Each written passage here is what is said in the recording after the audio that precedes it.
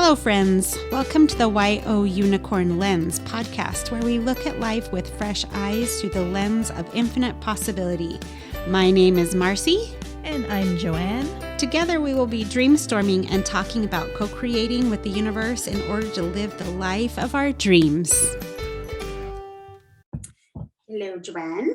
Hello, Marcy. We are going to be speaking to one of our dear friends today, another friend that we met in the support system with Sheri Salata. Janine Durso, right? Mm-hmm. And she is also a life coach, and she has a podcast called Kill the Unicorns. How dare she? And we dared to have her on to see if we could survive. But no unicorns were harmed in this recording of our podcast. If you listen to her intro, she says, her daughter says the same thing. No unicorns were harmed in the recording of this podcast. So listen and find out what she really means by that. We wholeheartedly agree with her. Yes. My goodness. Janine, I can't believe we're finally here. I know. The unicorn slayer. I know. Lens. What? I know. I was like, is this a good match or not a good match? Please don't be offended. I think that's where we need to start. So this is Janine, who we met in the support system, has her own podcast called The Unicorn. Kill the unicorns. Killing the unicorns. Kill the unicorns. Yes. Kill the unicorns. Yes, you teach everybody how to slay their unicorns. I do. And here we are, two unicorns here, inviting other unicorns to join us. Aren't we brave? Yes, you are very brave. See, but there's two of us. Right. I'm outnumbered. Yes. No, I know. Don't take it personally. Tell us about it though, because it is a wonderful message. Sure. I know it's funny to meet real unicorns and then say what the name of my podcast is. It is awkward sometimes, I'm not gonna lie. But the unicorns I'm talking about are the things that women or people in general chase that they think is going to bring them happiness. Like we're always going after, if I could just get that thing, that's going to make me happy, that new job, that more money, that success, whatever that looks like, or expectations of other people, right? Everyone's like chasing these things, thinking they're going to be the thing that's going to bring them happiness. And so I call them unicorns because that's not the thing. It's like a mirage. And like whenever you think you've gotten it, you might be happy for like a few minutes, and then you're like, well, what's next? Because it's not fulfilling, right? It's like, what's the next thing I can chase? Because that just wore off real quick. It wasn't, the job wasn't making me happy after all. Like, oh yeah, because it's not your job's job to make. Wait, it's not your job's job to make you happy. It's not your job's job to make you happy, right? So, but the more we chase these things that are elusive, and we're just constantly, then we're on a hamster wheel of chasing things that make us happy, and it also puts us at the effect of that thing, right? Like then it's in control of our happiness, where that's not where we want it to be. So I help women flip the script on that and learn how to be happy from the inside, so that their happiness is not dependent on anything outside of them, whether it's an expectation of another person, whether they got that job or not. We're in control of our emotions. And so when we put that power in other things, it doesn't serve us well, right? Then we're always at the mercy of whether a thing happened or not. So I want women to stop chasing those things and learn how to create it within themselves, so that they can go after those things in a very different way. Some people ask me, well, if you're asking me not to chase those things, are you asking me not to chase my dreams? Because, those are my dreams. I'm chasing my dream. But I think the important thing there is to say, no. When you know how to be happy first, and you bring that happiness with you, it's not outside of you in the attainment of whatever, you can go forward to that plan from a very different energy, from a very different space mentally, and you're not dependent on it happening for Right. it to be happy. Like you're going to go towards it already happy, right? Which brings you to a different experience. You're not grasping for it. You're not running to chase and needing to get it to be happy. You're going towards it already happy, which is a very different thing. And in this case, it's like letting go, right? Letting go of those expectations, knowing that you've almost like got your own back, regardless of what happens. And then you just show up to your world differently. And I think when you can do that, it changes your relationship with yourself when you're not so dependent on things outside of you to make you happy, quote unquote. And so it changes your relationship with yourself, which in turn just changes your relationship with everything, people, the way you see the world, the way you show up in the world, the way you treat yourself, the way you think about yourself. Like it's all different, right? And I didn't know this for a very long time because I was the person who was saying, you know, I'll be happy when, right? Like those are kind of the key phrases. I'll be happy when such and such a thing were to happen, you know, or if only this thing were to happen, then I'll be happy. Like those are really the phrases to look out for. That's how you know you're chasing a unicorn, when you're like putting that on something else. And it's easy to, right? Like it's easy to put the onus on something outside of us, because then we don't have to take the responsibility when it doesn't work out. We're like, yeah, this is why I'm in this position, because that thing didn't work out. Right? It's easy to not take the onus. It's hard to take responsibility for our own happiness. It's really hard, but it's so necessary if we want to be truly happy. I think it's such a subtle, I like how you give the clues, you know, you're chasing when you say, I'll be happy when, you know, like, I think like going after money or something. I feel like often if you come from a place of scarcity and you're trying to get money, it's a different energy than if you already feel that abundance inside. And then, you know, whether you get it or not, it's all right. But there's not, like you said, you know, that there's a desperation to chasing those unicorns.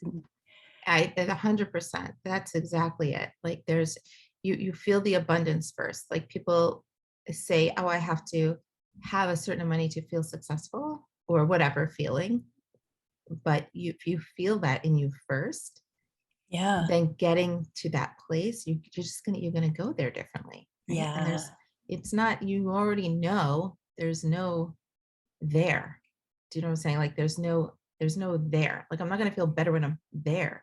I'm gonna feel good right now, and then I can go there, and that's fine. But I'm not gonna magically be happy. I mean, how many? But yet we repeat this over and over, right? We repeat this all the time. Like we think that's the way, so we keep looking for it somewhere outside of ourselves. And so once we can realize that this has to come first, happiness within has to come first, and then you can have all the things that you want. It's an interesting lesson to learn, because I feel like that's not the message we've been given our whole life, you know. Right.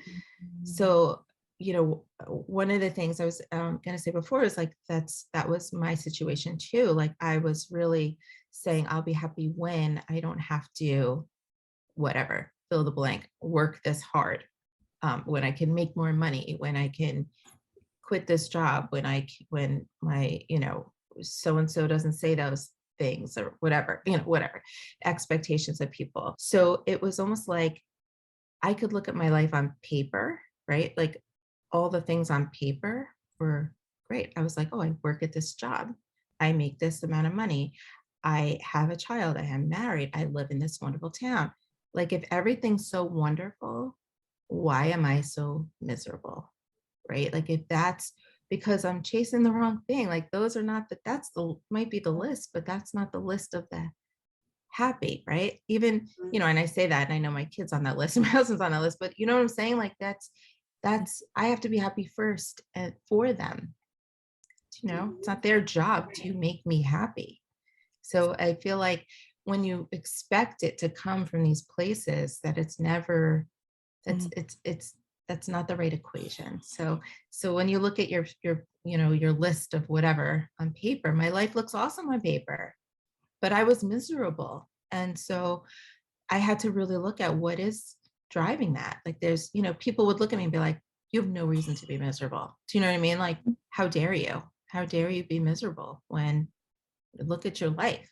You're blessed. I'm like, I am, but I don't know why I feel this way. And then when I could really understand that I was always looking to something outside to fulfill that thing in me, it never works. So I had to really work to turn that around. And now that I know that, know how to do that and teach people how to do that, now I show up differently for my husband. I showed up differently for myself. I'm different for myself, right? Which impacts positively my relationship with my husband and my daughter and the job that I still have. The one I was wishing away, I have a different relationship with it now, right? And I'm still there. And so, it's just interesting, right? It's like nothing had to change for my whole life to change. Right. Except for my mindset, really, and the tools that I use every day on myself. So anyway. So then what is the trick? How do we be happy? So a lot of it is, I teach a construct that I learned at the life coach school, which really was so, I'll just talk about step one for a second, which was so impactful to me. And that was really just separating your thoughts from facts. And so when I understood that my circumstances do not create my feelings, that my thoughts actually do, like that was the beginning of the change. So it was like, I think in our life, my life, anyway, I'll speak for me. It was like these things happen outside of us, like whatever it is, good day, bad day, right? Oh, this thing, someone said this thing and now I'm so mad, or someone said this thing and now I'm so happy. It seemed like those things were in charge of my feelings, but because for all of us, it's our thoughts that are creating our feeling. It's our thought about that thing, but it's happening so fast we don't know. And I really didn't ever dissect it like that until I was trained to in life coaching, right?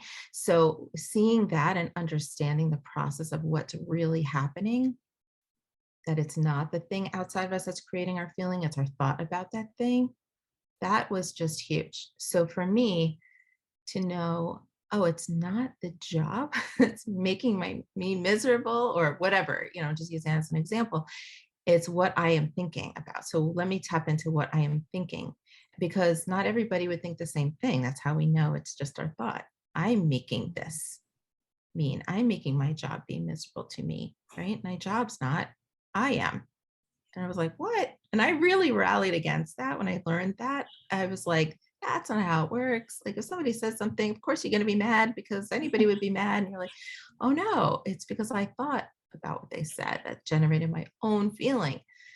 So, and then, the next steps are like, then your feeling generates your next action, and your action is your result in life. And I was seeing how that whole process really was forming my life. And I wasn't ever shown that before. I wasn't ever understanding that process before. It was like, oh, everything's just happening to me and there's nothing I can do about it. And it was like, oh, wait, wait. Actually, I can do everything about that, right? Because I can generate my own thought that is going to create my feeling and then my action and my results. So I think once I practiced that, and like I said, I didn't want to believe it when I first learned. I was like, that is not how life works. Like, right. I really was like, nope, I wanted to prove it wrong at every turn. And it's just true. It's just what's happening, whether you want to believe it or not. And so that is where I start with my clients for coaching is looking at, what's going on in our minds. What are we thinking about? I just did a podcast last week about cleaning out your thought closet, because I think that's like the how we clean out our closet of clothes, and we like, there's stuff hidden in the back of our closet, so we don't even know it's there. And it's the same with our brains, and we just have to like clear it all out and like look at everything and be intentional about what we're thinking. So yeah, so that's, I mean, to me, that was step one, that like to being happier. And there's a lot to that, as you guys probably know. And so yeah, that's the first step. I think that opens up so much, like you said, once people start to understand that, oh, I actually can do something about it, suddenly we reclaim the power instead of, reacting to all that's going on around us. And that's so powerful. That alone is really a huge step. Yeah. And you know what's so funny? Like some of my clients get really mad. Right. When they learn that, like they get really pissed. And I don't blame them, because I think I was too. You're like, how come nobody told me this? Right? Like, how come they're not teaching this in school? And so, that is, that's a big deal, right? I think that we've just been taught that the other way. We've been taught to be at the mercy of everybody and everybody else's expectations and life and all of this stuff. We're never in the driver's seat, And so when my clients get mad, I'm like, yeah, I get it. And now we can be mad, but that's, like we have to help them work through that feeling. And then we can move on when they understand that from this day forward, they know differently. Right. And that's so powerful to know that now they know, even though we can't turn back the clock and like undo something, now they know the rest of their life will be different. Right. The rest of their life will be different. And that's just, it's amazing. It's amazing. I think knowing that has been like the best gift ever, because I'm hurting my own feelings. Like the thought of me, like I'm hurting my own feelings. I know. Why am I hurting my own feelings? But then another thing that I feel like I learned as a kid is to not feel those uncomfortable feelings.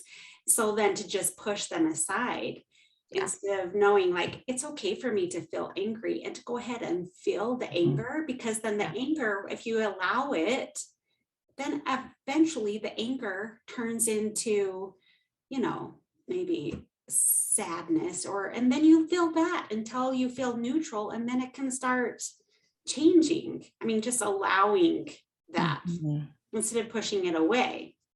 Huge, right? I mean, I'm laughing a little because like just, I mean, this is the language in our house right now with my 8-year-old daughter. Like, it's like, feel your feelings, like it's good, right? You can. And I grew up the same, like we were not, no one was interested in how you felt. No one was interested. Stop like, crying. Stop what are you crying about? Yeah, I'll give you something to cry about. You know what I mean? Right.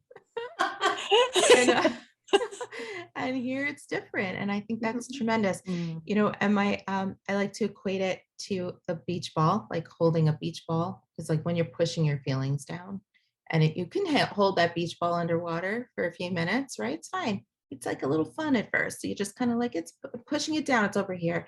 But after a while, it's going to, your arms are going to get tired. You feel that resistance, and that beach ball just like shoots up out of the water higher than it would have before if you just allowed it to be on the surface of the water with you, right? So when you hold that beach ball down, there's nowhere for it to go when it wiggles out of your hands, because it gets slippery, your hands get tired, you know what I mean? And then it just shoots up out of the water so high. Of course, like that's what our emotions do. We try to keep them down with, eating or distractions or whatever your vice is, you kind of distract yourself from feeling it so you don't have to feel uncomfortable, but it's coming. If you do that anyway, it's coming. The beach ball will blow up on you, and you'll be uncomfortable in a much bigger way. So allowing them was something I never really did before, it's like a whole new language, right? Like you're just Mhm. kind of like, oh, what do you even mean by that? Like allowing that feeling. Why would I voluntarily feel terrible? Right. And it's so Mhm. big because to expect you not to at some point in your life is just wrong. Like we're human beings. Right. We're Yeah. going to feel all the things, but we feel like we shouldn't be feeling sad ever. And that's it's just what this world has become lately, right? Like Instagram and all of that stuff. I mean, I Right. feel like we're turning it around with a Mhm. lot of awareness now. But there was always that picture perfect life, like you couldn't have a bad day. And so now I love when I see people's bad day because we're human. We're going to have them. It's okay. It's fine. So, yeah, it's so important I'm to let people know curious, it. like what, schools now, I wonder, I heard Kathy Heller talking about how her daughter came home and said, these are the feelings I can have, and they were a variety of feelings. I'm like, oh, that's so good. Maybe school systems are changing. I'm wondering, like with your daughter, do you see that where, in school, they're taught Yeah. you can have your feelings, Yes. And they do like social emotional learning now, SEL classes. And so I love that. I mean, we were Oh, not having those conversations, Right. And so I think it is turning. yeah. It's turning a corner. And even, the more we talk about these things as the adults in the room too, right? No matter who we're around, the more we can normalize these kinds of conversations, that changes the language for whoever is coming up after. Changes the language for everyone around us. Mhm. And it changes, especially for kids. Like, I love that my kid Mm. knows how to talk about her feelings. She knows how to articulate it. She knows how to have those conversations, and not just from me, but yes, through school on some level, but she is very interested in it. And we're having different conversations than I had with my parents.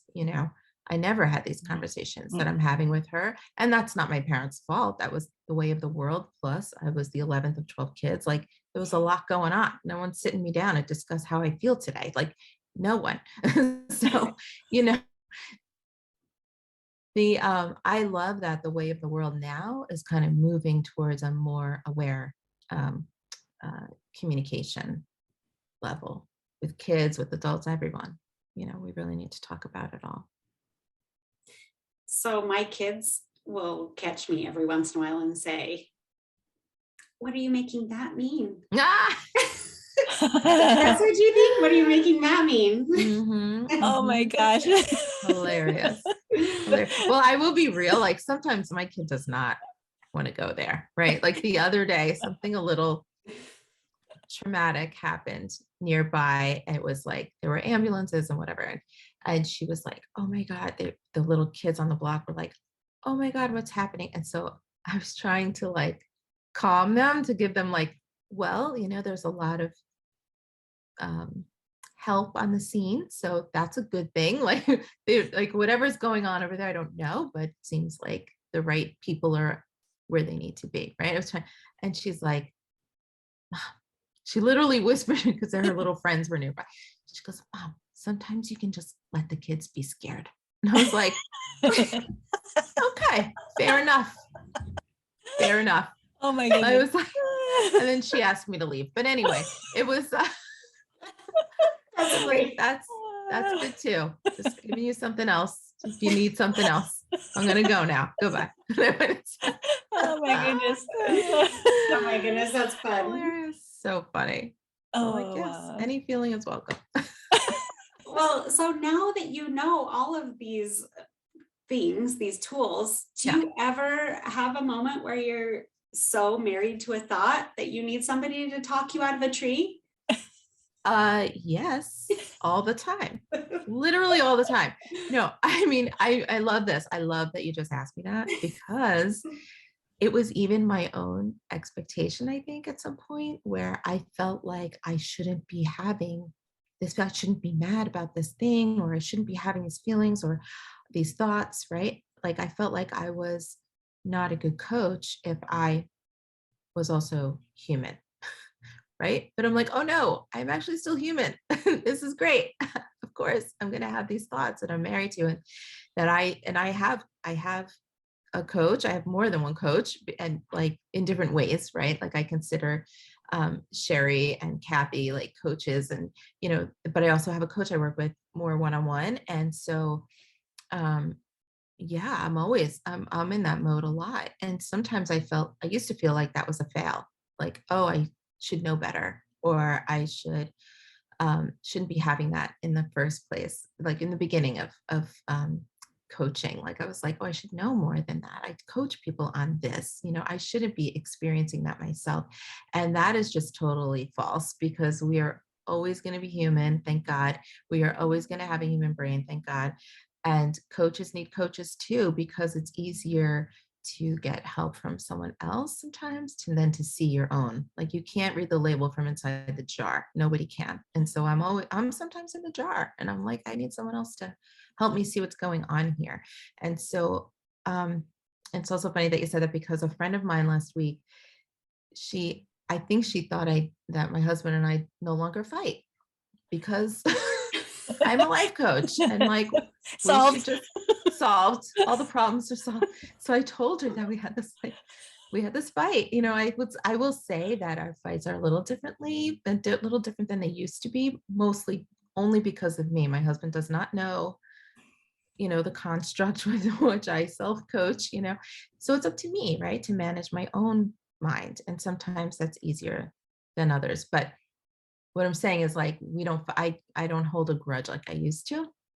And that helps our relationship. I can know how to do my own work, and that helps my relationship. But she thought I told her about this argument we had, and she was like, oh my God, you still fight? I'm like, yes, of course. We're human beings. We're going to get on each other's nerves. Of course. She's like, oh my God, you need to talk about that on your podcast. I'm like, why? She goes, because it seems like you wouldn't. Like, I didn't know that you guys like hit the skids like everyone else. I'm like, of course we do. We're always going to. And that's okay, right? Like, it doesn't mean that, it's terrible or it shouldn't be happening. So I think that's also a key learning, is like, when we think these things that are normal to human beings shouldn't be happening, that's when we cause our own suffering too, right? When we think, oh, I shouldn't feel sad, like everything needs to be happy. Like, no, it doesn't. You just need to feel whatever you're feeling, and it's going to be okay. Yeah, it's all yeah. part of the human experience, and we're all human. Exactly. We're all human, having our own experience. And that's why we were talking to our friend Victoria about conflict, and how conflict, and we actually looked it up to get the definition, because conflict can be a good thing. Yeah. And just an opportunity to learn. But, we're all different. Exactly. Having our own experience. Well, there's gonna maybe be some conflict, different ideas. Right.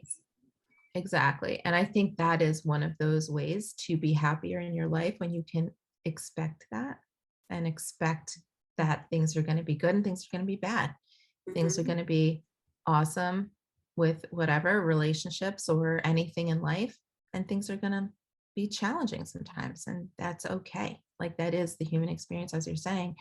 And when we know that and don't rally against it, that also leads to being happier overall, because you're like, oh, it didn't all go to shit. This is just, oh, sorry, did I just curse? It didn't all, You're good. Didn't all go sideways. Do you have to put an explicit rating on your podcast now? It didn't all just go sideways. If you want another option, it's just what's supposed to be, right? And there's a level of acceptance for all of that, which leads to a higher level of happiness in your life, when you know that it's all supposed to be there, all of it, the grief, the pain, the joy, the elation, it's all supposed to be there.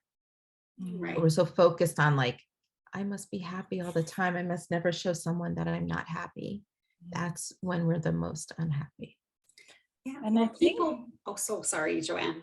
I think that, when that whole idea of how things are supposed to be. I think what helped me a lot is that idea of practice. It's like, okay, sometimes I'm going to do good, sometimes not so good, but it's a continuum, and I'll be able to practice next time. I'll do better, So, Yeah. when you talk about that stress that I find myself putting on myself, and then I look around and it's like, well, nobody else is really expecting that of me. And, I'm doing this to myself. So, Right. yeah.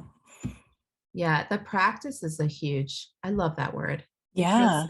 because it just takes the stress off trying to like be the one and done, right? Or be perfect all the time. And I used to be a big perfectionist. I'm a recovering perfectionist. I wouldn't say I'm totally done. It's a practice to like not be a perfectionist. And I'm almost proud of myself when I'm not now. Like I'm like, ooh, that would have been something I would have, been nitpicking on or whatever, beating myself up over in the past. And now I'm not. And I always feel like that's progress. Like, Oh, I'm like, yeah. oh, I'm not going to waste my energy on drumming up drama over that thing that isn't perfect. It's fine. It's great. And then I practice, something else, tomorrow. There's always another chance, right? So it's good to forgive ourselves a little and have grace is a good thing. Yeah. Well, that Yeah. opposition that you were talking about, how do you even know you're happy? How does somebody know that they're happy? Oh, that's a great question. Well, I think the way you feel is, happiness to me is a feeling. Doesn't mean I'm going to be like falsely happy or put it on. I think content is happy. Like how am I'm happy. Oh, it's such a good question. I think you'd have to decide like what is happiness to you. And so deciding is the first thing to do. And so how do I want to feel? What is happiness? Just defining it for myself, because my happiness might be different than your happiness, which is fine because we're humans. We have our own choices. And so for me, knowing myself enough to know what is making me happy and not being reactive to things that I think are going to make me happy, it's more like being conscious and intentional about it. And then you can know for yourself, right, where what that looks like. So I think that, and tapping into like how you feel, and that is a practice too, right? Like tapping in or paying attention to how you feel when you're doing certain things, because sometimes you do things that you used to do, or you're doing for someone else, or you think you should, or whatever. But when you tap into how that's making you feel, you get to decide whether that really is a thing that's making you that you're happy about, right? So I think that you decide for yourself. Yeah, it's got to come from you. I don't think it can come from anybody else. I think that is a great question, because it made me think about how so Janine, I have a coach as well, and she was talking about how she took her son out, and him and his friends, and she sits them down and she says to them, she goes, okay, well, today your one and only job is to have as much fun as possible.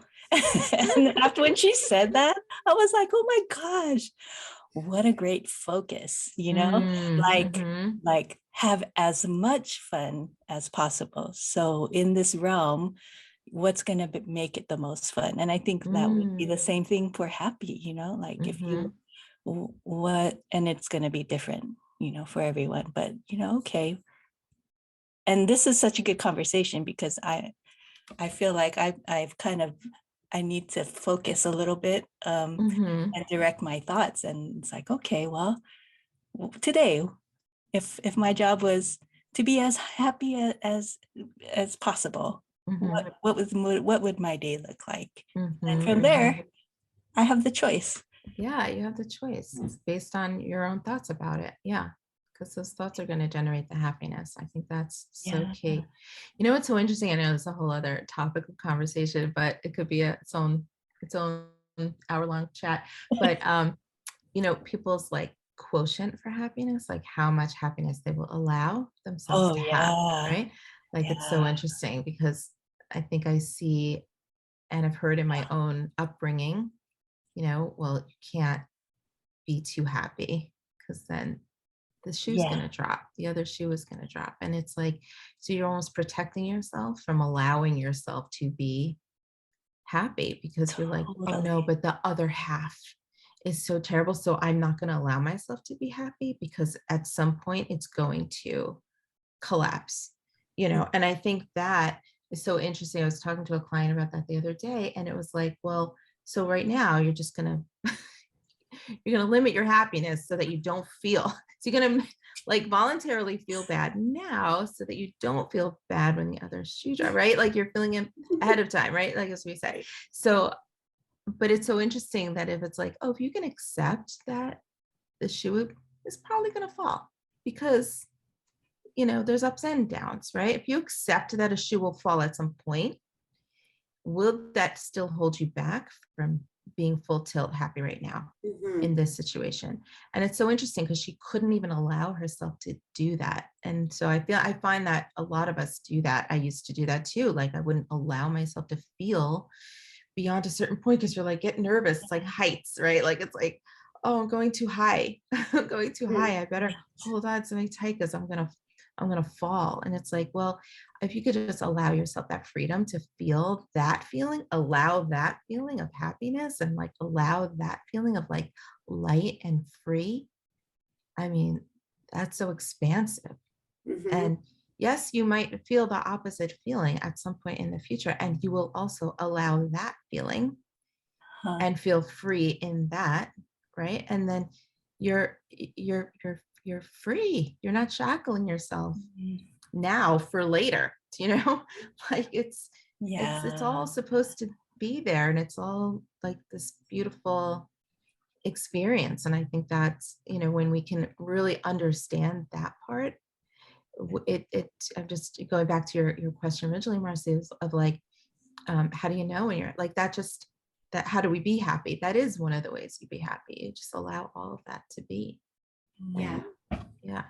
And don't try to control it so much. Yes. I like Joanne's check-in. Like, I feel like that's important to check in daily and ask yourself, all right, if I were going to have the most fun possible today. Yeah. Because I remember sitting in a yoga class once and realizing if they're like, I worried a lot. That was like my biggest emotion. One of my biggest emotions was worry. But if there's something I can do about it, I'm absolutely going to do something about it. So there's no need to worry. If I can do something about it, I will. If I can't, then there's nothing to worry about anyway. So that was like, just feeling that helped me to let go of that worry, because things just are. But checking in on a daily, because things change every day. They do. And we have no idea what's going to happen next year. We've learned this, we can plan all we want, and things are going to change. Yes. And I think that's such a good practice to check in with yourself, because how many times, we just don't, right? We just hadn't for so long to really, and know that you can create that. You can, direct your day, not be at the mercy. Right? Direct your day. Yeah. Love that. Direct your day. Direct your day. Direct your thoughts through the day. So, well, Janine, we could talk to you for hours. I could talk to you. No problem. But respecting your time, we want to wrap this up and just quickly just let people know where they can find you and get a hold of you. Absolutely. On Instagram mostly, and Facebook at Janine Durso Coaching. And then of course my Kill the Unicorns podcast is everywhere, like, wherever you hear your podcast. So take a listen to that. That'd be fun. And on JanineDurso.com. I forgot my website. Well, been such a pleasure to have you on finally. We've been wanting you on for quite a long time. This is So so thank fun, you you. guys. I'm so happy to be here. Thank you so much. It was so fun. Yes. Good. Thank you for joining I us. loved getting our unicorns together. I like it. Yes, yes. We're all unified. We understand each other. Yes, everyone's safe now. I did not kill you guys. We're all Don't good. worry, don't worry. I love it. Have an awesome day, you guys. Thank you. See you soon. Bye. Bye. Bye. Yeah, there are so many things I wanted to chat with her, but like, this is the best conversation. I love having this conversation that it can go on and on and on. You I know, know. 'cause I love it. Like what's next for her and what she's creating. I mean, she's already like she's doing it with her Yeah. podcast and I think her coaching's taken off, and she did her first speaking kind of event. Yeah. So it's already started. Yeah. Somebody had asked, maybe I was talking to Miriam, but asking me if I thought that the world was changing.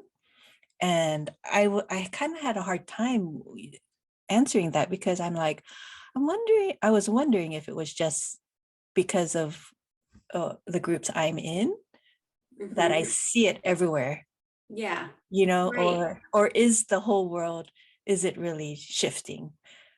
But to hear about the schools, I think that kind of gives me an idea.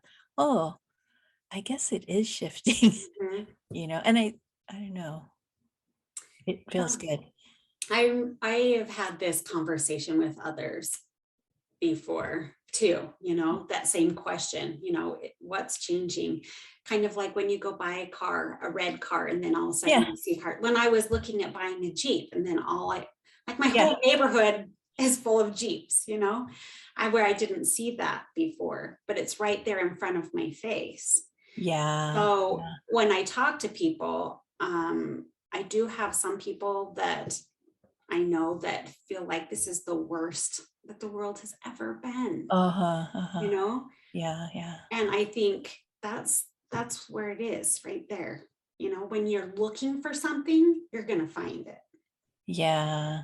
And I guess, it doesn't really, I mean, all that matters is I think where we are and the communities we're in, but we can, as long as we're plugged in and find that community, we can always open it up to those people that are on the verge. Yeah. or even not on the verge, but they'll see something different in us. Yeah, I feel like the world is changing, so that's so fun to hear about that happening in school, because I remember thinking that when I learned that, I had that same reaction that Janine was talking about. Why are they not teaching this in school? Yeah. Like, why are they not teaching Well, this? there's so many things. Like I remember after the boundary boss. Yes. Why are we not learning how to set appropriate boundaries? I don't even know how to do that. Like how to communicate that. I never really, learned how to do that. So yeah. Well, allowing yourself to feel your feelings. And in my meditation class, our instructor was talking about how couples, because we've been talking about love. Well, couples, like one of the partners wants to have some alone time. And so they will purposefully pick a fight so they can have alone time, instead of just asking for alone time, kind of like Gay Hendricks talks about the upper limit, you self-sabotage yourself, or you feel like I have to, I can't just ask for what I want. Or give yourself permission to just ask for what you want.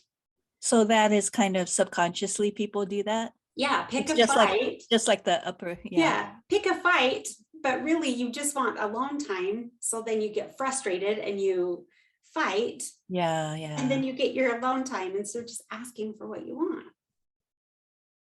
Yeah. that communication thing is really, so, you know, I'm in the group, the Reweaving the World with Katie Hendricks. Oh, yes. And so I missed a bunch. So I'm kind of going back and you know, watching the replays, and I'm like, more and more, I feel like this integration, you know, it's like she brings in movement and, you know, becoming really conscious in a way that we aren't taught, you know, at schools. You know, in school, you sit down, don't fidget, don't move. But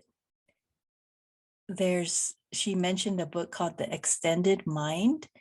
And it's so interesting because you think the mind is encased, you know, in the brain, but it's much more than that, much more than we can measure, but they're trying to. Yes. And the evidence is coming out that, okay, you know, it is about movement. It is about environment. It is, and that it's just not about thinking, it's about expanding your mind and the capabilities of your mind. But I thought that was so interesting. And I'm like, oh goodness,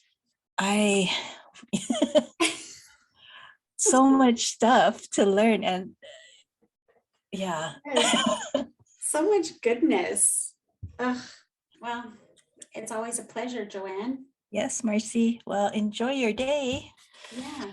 I'll be seeing you tomorrow. Yes. Cafe Lola. Have you been there? I don't think so. No. I don't think so. I haven't either. But tomorrow. All right. Yep. Okay. Well, See you then. I'll see you later.